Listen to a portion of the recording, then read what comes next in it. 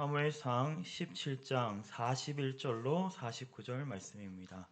함께 교도하도록 하시겠습니다. 블레셋 사람이 방패든 사람을 앞세우고 다윗에게로 점점 가까이 나아가니라.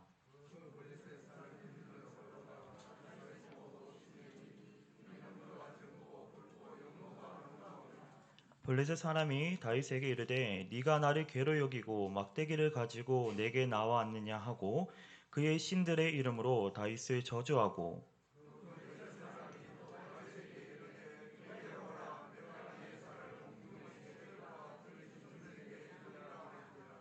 다윗이 블레셋 사람에게 이르되 너는 칼과 창과 단창으로 내게 나와오거니와 나는 만군의 여호와의 이름으로 곧 내가 모욕하는 이스라엘 군대의 하나님의 이름으로 내게 나아가노라.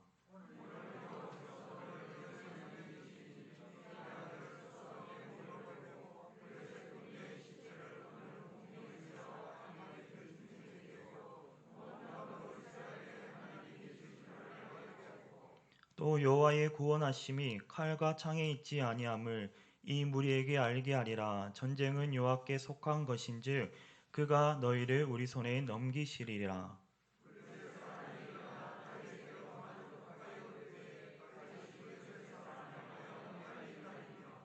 손을 주머니에 넣어 돌을 가지고 물매에 던져 블레셋 사람의 이마를 치매 돌이 그의 이마에 박히니 땅에 엎드러지니라. 아멘. 요즘에 많은 어려움들이 있습니다. 많은 문제들도 있고요.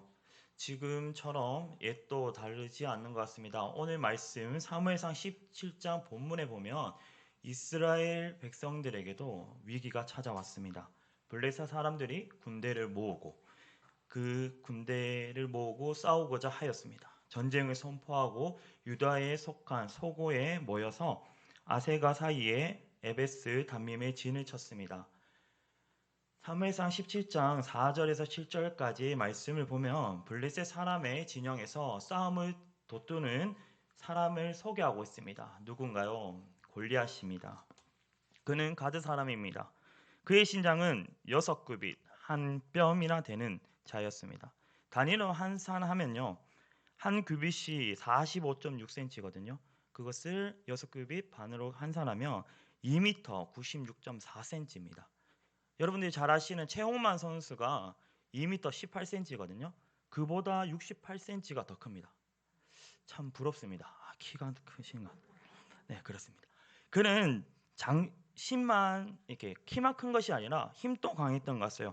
그 마동석이라는 배우를 아십니까?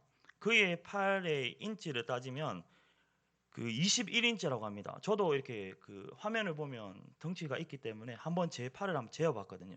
15인치밖에 안 되더라고요. 마동석 선수 그 배우는 21인치가 된답니다.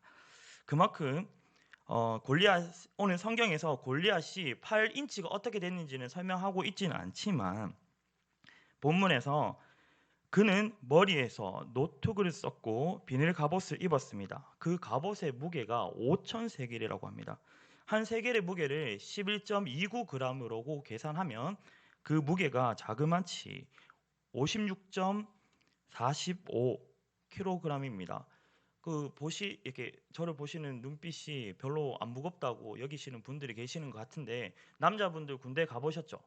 완전군장 해보셨잖아요. 그 완전군장이 30kg 조금 넘습니다. 그것을 이렇게 어깨에 메고 우리가 행군을 하면 엄청 힘들거든요. 그런데 이 자의 갑옷만 56kg였습니다. 그러면 골리앗이 신장과 그 갑옷의 무게만 봐도 어떤 자인지 우리에게 알려주고 있습니다. 여기서 끝이 아닙니다.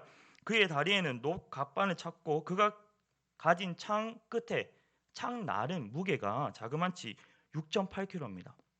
창 끝에 달린 그 무게만 6.8kg입니다. 그럼 창 전체의 무게는 얼마나 무겁겠습니까? 그리고 그 앞에는 방패에 든 자가 앞서서 그를 호위하고 있습니다. 그런 자가 오늘 본문에서 이스라엘을 대적하고 있습니다. 그는 이스라엘 족속에게 도전장을 내밀어 자기와 1대1 전투를 벌이자고 사람을 선택해라 이렇게 말했습니다. 그 결과에 따라 전쟁이 승자하는 사람이 하는 쪽이 패한 쪽에 승자의 노예가 되고 그리고 그 도전은 이스라엘 백성에게 아주 두려움을 안겨주었습니다. 도전에 해당하는 단어는 하라프인데 이 하라프는 이중적인 의미가 있습니다. 도전하다라는 의미도 있지만 모욕하다라는 이중적인 의미를 갖고 있습니다. 그 블레셋 장수의 결투 신청은 자신의 힘을 과시하는가 동시에 모욕적인 행위를 수반하는 것입니다. 거대한 신장과 갑옷을 입은 그의 도전은 이스라엘 사람 중 그 누구라도 두려움을 느끼고 그 도전을 받아들이기에는 쉽지 않았습니다. 이스라엘은 그 앞에 떨었습니다. 그 누구도 그와 싸우고자 하지 않았습니다. 사울 왕 역시 아무런 대책도 없고 어찌할 방도가 없었습니다. 단지 자신의 자리에 앉아서 고뇌하고 떨고 있을 뿐입니다. 두려움 때문인지 그는 기도도 하지 않았습니다. 하나님께 구하지도 않고 떨고만 있었습니다. 골리앗의 외형적인 모습만 보고 그리고 그의 위풍당당한 도전 마냥 떨고만 있었습니다. 사무엘상 17장 25절에 골리앗을 죽이는 사람은 왕이 많은 재물로 부하게 하고 그의 딸을 그에게 주고 그의 아버지 집을 이스라엘 중에서 세금을 면제하시리라 제시하고 있습니다. 사울 왕이 제시했던 이 세 가지의 보상은 아주 큰 것입니다. 큰 재물을 부여한대요. 그리고 자기의 딸과 결혼시킨다는 것은 신분이 바뀝니다. 그리고 자신뿐만 아니라 가족들 모두가 세금을 면제받는 겁니다. 지금 아파트를 사서 2년 안에 팔면 그 양도소득세가 몇 프로인지 아십니까? 70%예요. 그러한 세금을 면도받고 로또가 돼도 25%의 세금을 떼는데 그 모든 세금을 면제받는다는 자체가 얼마나 큰 것인데도 이렇게 좋은 보상인데도 불구하고 이스라엘 백성 중 그 누구 한 명이라도 골리앗 앞에 선 자는 아무도 없습니다. 모두 두려워했고요. 도망했고 벌벌 떨고만 있었습니다. 본문에 등장한 모든 인물들은 골리앗에게 시선을 빼앗겨 다른 어떤 것들을 생각하지 못하고 두려워만 했습니다. 그리고 오늘 본문은 그런 골리앗을 더욱 돋보이게 설명하고 강조하고 있습니다. 여기에 예배드리는 여러분의 시선은 어디로 향하고 계십니까? 제가 골리앗을 설명하고 골리앗에게 집중되고 있으십니까? 무엇을 바라보고 계시는지요? 사울 역시 골리앗이 보여주는 용모에서 벗어나지 못했습니다. 그들 결국 털 안에서 벗어나지 못하고 갇혀 있었습니다. 31절에서 사울이 다윗을 불렀습니다. 다윗과 이러한 저러한 이야기를 하고 난 뒤에 사울이 다윗에게 자신의 군복을 입히고 노툭을 씌우고 자신의 갑옷을 입혔습니다. 그리고 칼을 군복의 위에 차게 했습니다. 결국 사울의 생각은요, 다윗도 골리앗처럼 입고 차고 해야 한다는 것이었죠. 결국 대등한 모습으로, 대등한 위치로, 대등한 힘을 가져야지만 이길 수 있다고 생각한 것입니다. 비슷한 조건을 맞추어야지만 그 조건을 맞추려고 노력만 했던 것이죠. 사울은. 우리에게 어려움이 있을 때 우리의 시선은 어디로 향하고 있습니까? 우리는 무엇을 바라보고 그 문제를 해결하고 합니까? 고뇌합니까? 아니면 오늘의 본문에 나타났던 이스라엘 사람들처럼 두려워서 떨고 도망하고 또 이렇게 흘러가다가 해결되겠지 하고 마냥 앉아만 계십니까? 아니면 또 그것을 해결하고자 어떻게든 비슷한 조건을 맞추려고 노력하고 계시나요? 우리에게 어려운 문제가 있을 때 우리는 반드시 어떠한 반응을 보이면서 나아가고 있습니까?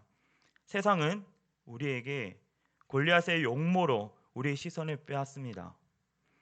오늘 본문에서 왜 이렇게 골리앗에게 집중하여 그의 외모를 소개하고 있는 것일까요? 결국 하나님께서는 하나님의 백성에게 원하시는 것은 그러한 것에 시선을 빼앗기지 말고 벗어나라고 하시는 겁니다. 오늘 본문에 단 한 사람만 달랐습니다. 모든 이스라엘 백성이 두려워하고 떨고 있을 때 단 한 사람만 달랐습니다. 오늘 본문 24절에 보면 이스라엘 모든 사람이 그 사람을 보고 심히 두려워하여 그 앞에서 도망하여 그 자리에 다윗도 같이 골리앗의 외침을 들었습니다. 그 소리를 듣고 있었습니다. 다윗은 다른 이스라엘 백성들과 달랐어요. 26절, 이 할례 받지 않은 블레셋 사람이 누구에게 살아계시는 하나님의 군대를 모욕하겠느냐, 이렇게 대답했습니다. 오히려 다윗은 그 소리를 듣고 분노했습니다. 왜 분노가 일어났습니까? 골리앗은 지금 여호와 하나님을 모욕하고 있습니다. 자신의 힘을 믿고 도전하고 있는 것이기 때문입니다. 다윗은 투사로 부족했습니다. 그렇지만 그렇기에 부족했기 때문에 자신의 형 3명이 참가하는 전투에 다윗은 참가하지 못했습니다. 신분군으로서 일만 했습니다. 그는 사울의 갑옷을 입었지만 맞지도 않았는 소년이었습니다. 하지만 우리가 생각해야 합니다. 그런 다윗이었지만 누가 보아도 가진 것 없고 골리앗과 싸울 수 없는 그런 존재였지만 그는 지금 골리앗 앞에 서 있습니다. 단 하나 만군의 여호와 이름을 가지고 그 앞에 섰습니다. 아무리 확신이 있다고 하지만 그것을 실행하기에는 쉬운 일이 아닙니다. 그가 골리앗 앞에 섰을 때 그의 키는 더욱 컸을 겁니다. 이렇게 쳐다볼 정도가 아닌 엄청 컸을 겁니다. 그의 갑옷은 어땠을까요? 더욱 두껍게 느껴졌을 겁니다. 그가 풍기는 살기와 공포는 소년 다윗의 피부를 스쳤습니다. 그의 모든 모습을 보면 두렵고 떨고 도망하고 싶은 마음뿐입니다. 그렇지만 다윗은 도망하지 않았습니다. 그의 시선은 골리앗에게 향하는 것이 아니었기 때문입니다. 그는 다른 사람과 다르게 다른 것을 보았습니다. 믿음의 사람, 하나님의 백성은 세상이 요구하는 것으로 세상에서 싸우면 안 됩니다. 다윗은 그렇지 않았습니다. 그가 가진 것은 세상에서 요구하는 그러한 신장과 갑옷과 장비가 아니었습니다. 오늘 본문에서 왜 골리앗의 외모를 강조했을까요? 우리가 살아갈 때 그런 것을 보며 살아가고 있다는 것입니다. 하나님께서는 그런 것을 원하지 않습니다. 그는 만군의 여호와 이름으로 나아갔습니다. 여러분, 어려움이 있으십니까? 만군의 여호와 이름으로 나아갑시다. 문제가 풀어집니다 하고 마치면 좋겠지만, 모든 이스라엘을 떨게 만들었던 골리앗 앞에서 소년 다윗이 위풍당당할 수 있었는지, 우리의 눈에는 만군의 여호와의 이름을 가지고 나왔지만 다윗은 골리앗 앞에 서기에는 너무나도 부족한데, 오늘 본문에서 계속 말하고 있는데 다윗은 왜 이렇게 골리앗 앞에서 당당했는지, 다윗이 붙잡고 나간 만군의 여호와, 그 만군의 여호와 이름이 무엇이었기에 다윗을 골리앗 앞에 서게 했던 것일까요? 여러분에게 있어서 여호와는 누구입니까? 어떤 분입니까? 다윗이 경험했던 여호와를 살펴보면서 우리도 여호와 이름으로 나아가고자 합니다. 사무엘상 16장에서 하나 생각하고 짚고 갔으면 합니다. 본장 앞장에 보면 16장에 가면 역시 다윗이 등장합니다. 16장은 사무엘이 이새의 아들 다윗에게 기름을 붓는 장면입니다. 16장 6절에서 17절의 말씀을 보면 기름을 붓기 위해 우선 면접을 보는데요. 하나님께서 보내신 사무엘 면접관이 여호와의 기름을 부을 자를 면접하는 장면이 나옵니다. 사무엘에게 엘리압이 왔는데 사무엘 마음에 들었어요. 그래서 기름을 부으려고 했는데 하나님께서 허락하시지 않았습니다. 그리고 말씀하셨습니다. 사무엘상 16장 7절, 그의 용모와 키를 보지 말라. 내가 이미 그를 버렸노라. 내가 보는 것은 사람과 같지 아니하니 사람은 외모를 보거니와 나 여호와는 중심을 보느니라. 여기서 중심이라는 단어는요, 레브라는 단어입니다. 사람은 눈으로 보지만 하나님께서는 중심, 그 마음을 보신다는 거죠. 중심이란 결국 마음입니다. 엘리압의 마음은 하나님 앞에 합당하지 않았습니다. 다윗을 제외한 이새의 아들 모두가 그랬습니다. 면접에 불합격했습니다. 그래서 그 자리에 없었던 다윗까지 불러왔습니다. 다윗에게 기름을 붓습니다. 하지만 이상한 점이 있습니다. 사무엘상 16장 12절에 다윗을 소개할 때 그의 빛이 붉고 눈이 빼어나고 얼굴이 아름답더라. 좀 전에 말씀드렸던 레브는 어디 갔나요? 마음은 어디로 갔나요? 하나님께 합당하고 바른 마음을 가졌다라고 소개를 해야 하는데 찾아볼 수 없습니다. 그런데 하나님께서는 16절 후반절에 보면 이가 그니 일어나 기름을 부으라 하셨습니다. 가만히 보니 하나님께서도 외모를 보시네요 라고 생각할 수 있지만, 우리가 던져야 할 질문은 16장에서 던져야 할 질문은 마음은 어디로 갔지? 입니다. 이 질문은 다윗이 인생을 헤쳐나갈 때 가장 중요한 고리가 됩니다. 기름 부음을 받고 다윗은 오랜 기간 동안 하나님의 기름 부으신 자로서 온전함 중심 마음을 가질 수 있도록 훈련받습니다. 우리는 오늘 본장에서 다윗의 마음을 확인할 수 있습니다. 너는 칼과 창과 단창으로 내게 나오거니와 나는 만군의 여호와 이름으로 내게 나아가니라. 우리가 세상을 살아갈 때 나에게 주어진 여건과 환경을 보는 것이 아니니 나에게 무엇이 있는지, 그것이 중요한 것이 아닙니다. 내가 무슨 중심으로 살아가고 있는지가 중요합니다. 어떤 마음으로 살아가고 있는지가 중요합니다. 하나님은 중심, 마음을 보시기 때문입니다. 골리앗이 어떤 신장을 가지고 무엇을 입고 왔는지가 중요하지 않습니다. 세상은, 사탄은 처음부터 그랬습니다. 우리에게 골리앗을 보게 합니다. 그래서 두렵고 떨게 합니다.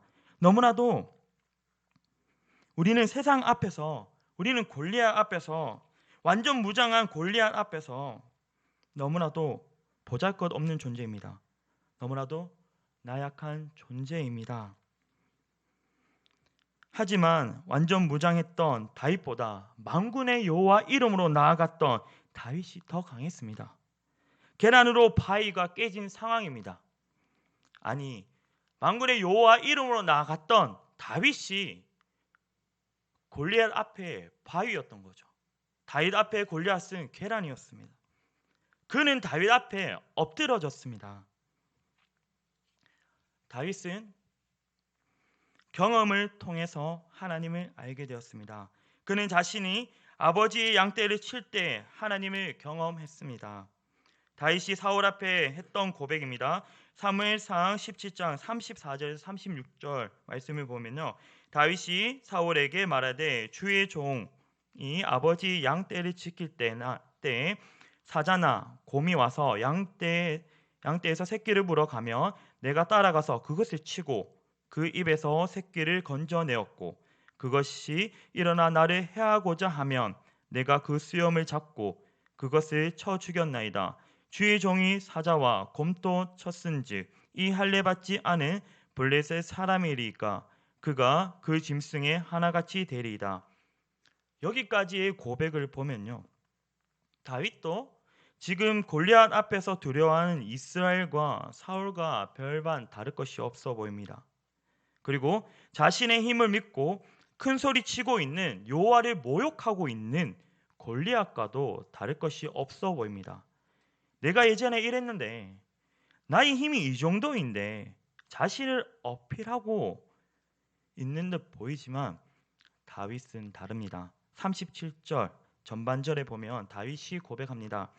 다윗이 이르되 여호와께서 나를 사자의 발톱과 곰의 발톱에서 건져내셨는즉 나를 이 블레셋 사람 손에서도 건져내시리이다. 이 모든 것이 다윗이 자신의 힘이 아니라, 본인의 가진 재능이 아니라 모든 것이 하나님께서 보호해 주셨습니다. 그리고 하나님께서 구원해 주셨습니다. 지금까지 지내온 것 모든 것이 주님의 은혜입니다. 고백합니다.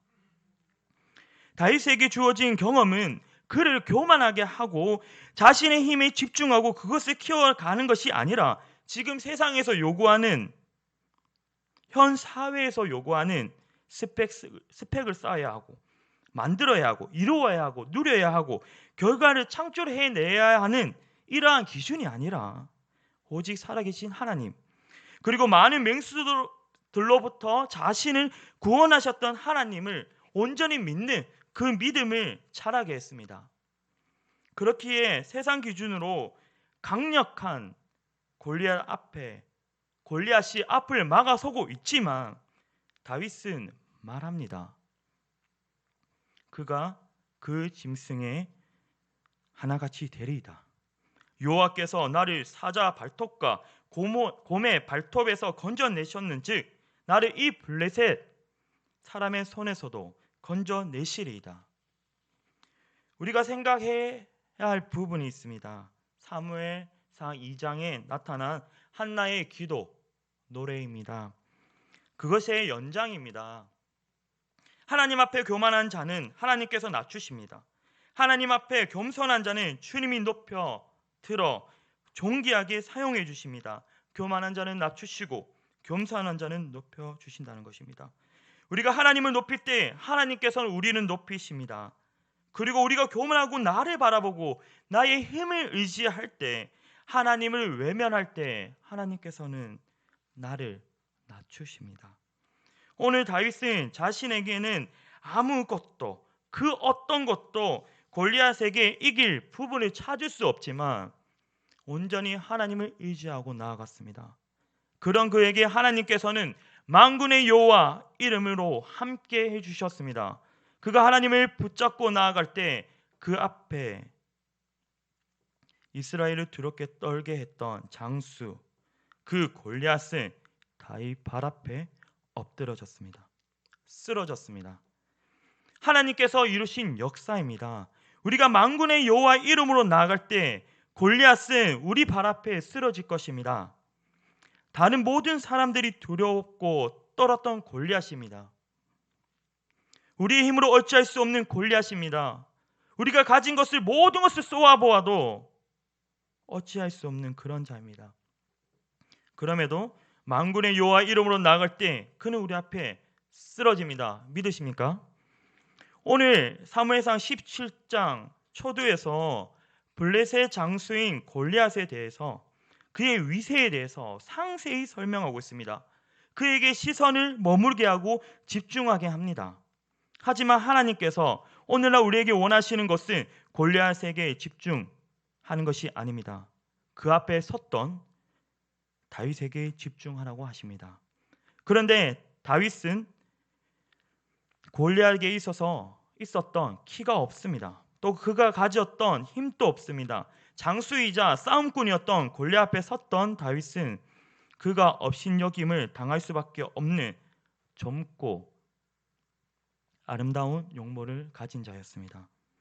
오늘 사무엘서 17장 어디에서도 그 누구도 다윗이 골리앗에게 대적할 수 있다고 생각하는 사람은 다윗 본인밖에 없습니다. 그럼에도 다윗은 그 골리앗 앞에 섰습니다. 그가 자신의 신 이름으로 저주할 때 다윗은 45절, 47절이라고 외칩니다. 마지막 힘을 짜내셔가지고 함께 목소리 맞춰서 한번 읽어볼까요? 45절에서 47절입니다. 함께 읽어보도록 하겠습니다. 시작.